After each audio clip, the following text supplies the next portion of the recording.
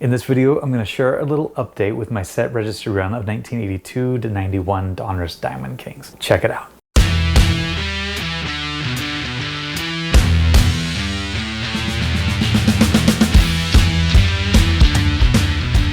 What is going on, everybody? Thanks for joining me back on my channel, Brutus on Baseball. Just a couple weeks ago, maybe a month or two ago by now, I released a video all about the set registry run for 1982 to 91 Donruss Diamond Kings. I had decided to start trying to put this set together. It's an incredibly difficult set, but I just wanted to share what I had gotten up to that point, which was something like, I don't know, 6-7% of the set. There's a lot of cards here, just shy of 300 if I remember right. And it's just something that I wanted to try to do. I loved opening these Diamond King cards, even though they were part of the base set back then. I still loved to open them as a kid, and they were just so cool with the really nice design by Dick Perez. So I put the video out there, and this is a great example of how amazing this hobby can be sometimes, because it really connects you to people that you've never met before because you have this common interest, right? And so not long after I put out that video, somebody watched it, a guy by the name of David, and he reached out to me. He's living in Guatemala, at least at the time that he wrote to me. He'd been there for, I think, 10 years is what he said. He grew up, I think, in New York, went to University in California, but eventually met somebody and got married to somebody in Guatemala. They had some kids, and he's now moved on, I think, to Pittsburgh to finish a master's degree, if I remember right.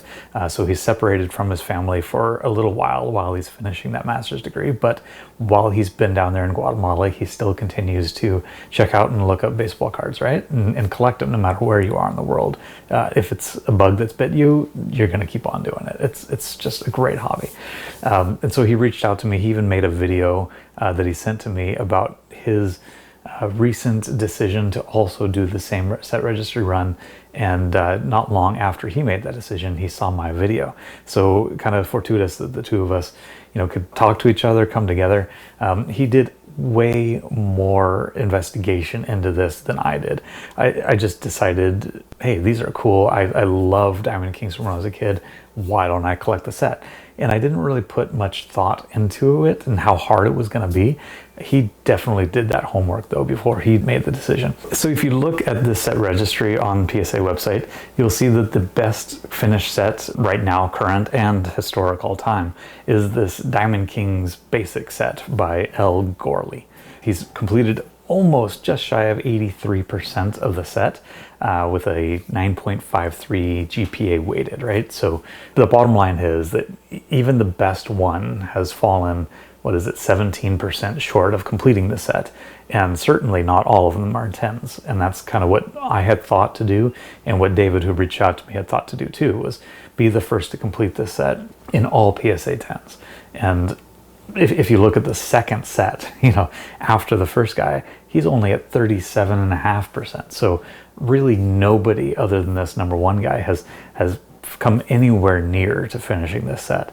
So David looked at that. I didn't. I just kind of did it on a whim. But David really kind of researched it out and saw how many PSA 10s were available in cards, and how many cards don't have any PSA 10s at all. And some of them have just barely a few available. When you do look that up, David was nice enough to send his homework to me a little bit. Of the, what did he say yesterday, 43% of the Diamond Kings between 82 and 91 have less than 5 PSA 10s. That's over 100 of the cards in the set. But if you look at this table he has here, there's 34 of the cards that have 0 PSA 10s available. And it's surprising, a lot of those are actually from 1988 to 1991, that junk wax era. Imagine it's because nobody thought that those cards would be worth anything. And when you look at it, some of those cards in PSA 10 are actually worth way more than I ever would have thought, just because they're extremely rare to find, I guess, in good condition. Not a lot of people treated those Diamond Kings with, gloves and making careful not to abuse them too much. So I found this fascinating that David shared it with me. I appreciate David out there, that you shared this with me is so cool. But it really got me thinking a little bit, and David's approach to this was, hey, let's work on this together in a way. Let's continue talking about it. If there's ones that I have that you need and vice versa, or being able to find raw copies in really great condition, maybe go back and grab some of the junk wax boxes and open them up and see what we can find. Two heads are better than one, right? Maybe one of us will be able to finish this set. We can support each other in doing that. So props to David, the kind of collector that I love, a guy to reach out and just say, hey, I have this idea too. This is how hard it's going to be. Let's work together and see what we can do. So very cool that David did that. The second thing that happened not long after that was another guy reached out, not to me directly, but a guy by the name of Levi. He's an avid collector of 90s insert cards and parallel cards. And he had seen one of my videos about, the top 10 insert cards of the 90s, top 10 parallel sets of the 90s, 2 different videos that I made. And he told me that, well, first I'll say that the reason he reached out to me, he just reached out to everybody that was participating in the Diamond King Run set registry and just saying, look, I've got a bunch of Diamond King cards that I don't want anymore. I'm looking to move on from these and sell these so that I can get more into other things. And what he told me eventually, like he reached out to me without knowing that there's this connection here with my channel.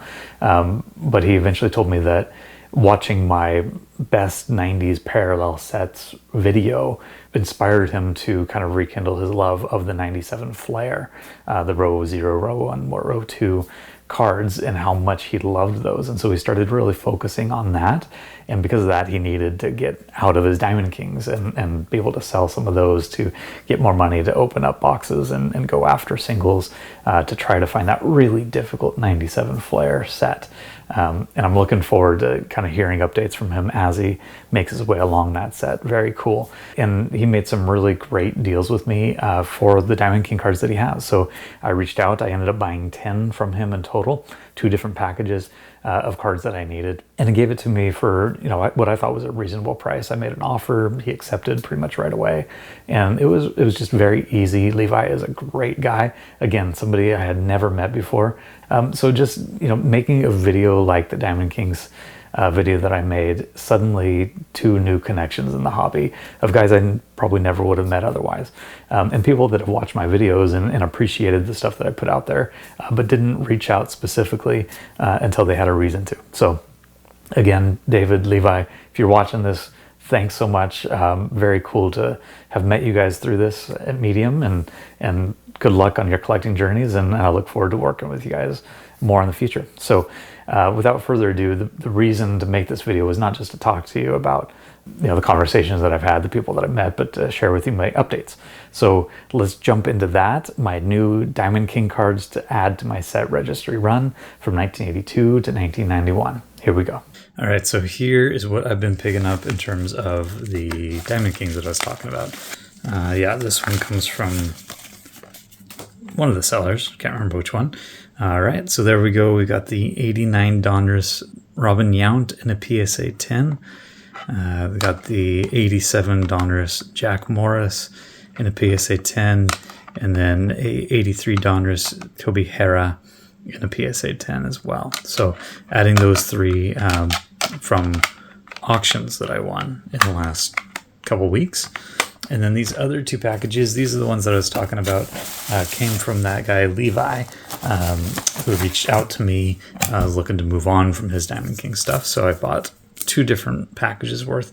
This is the first one that I bought, 87 Donruss Eric Davis in PSA 10.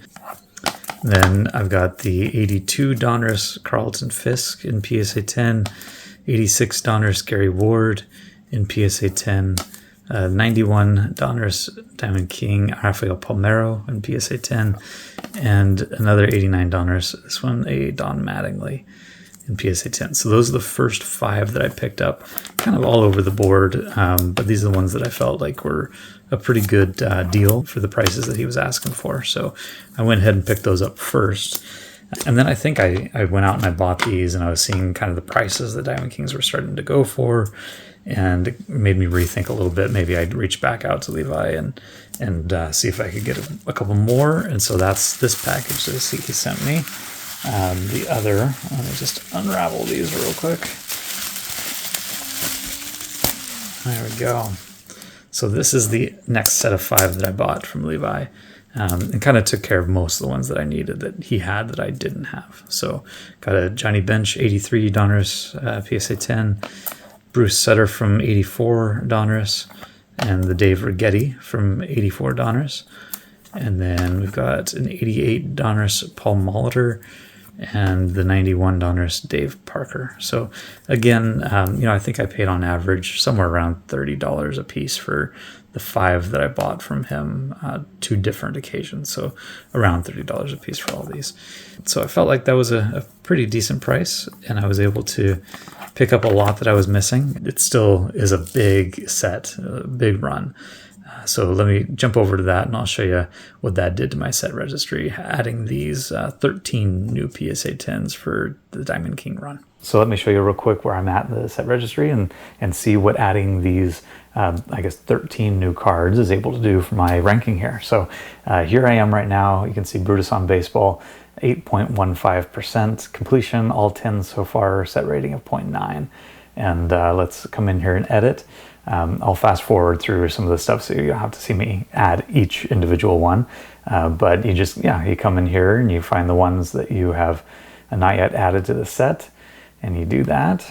There you go. I'd never used this before because I'd never really done it in front of a video, but instead of going and checking every single one, add this card, you just, this tab up here, add the best available, and it did it all for me in one shot.